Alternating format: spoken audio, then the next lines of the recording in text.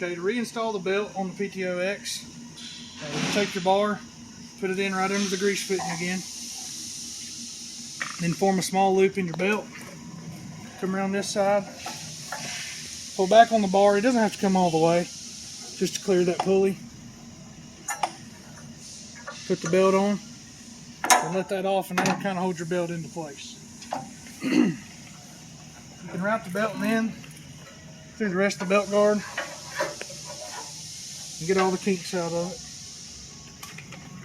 Coming back around here, you want to put the bar back in position again under the grease fitting and clamp it over against the housing.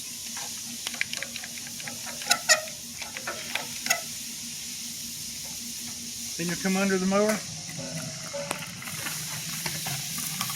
take a regular 5/8 ratchet wrench, start the back side of your belt into the pulley and just hold it up firmly.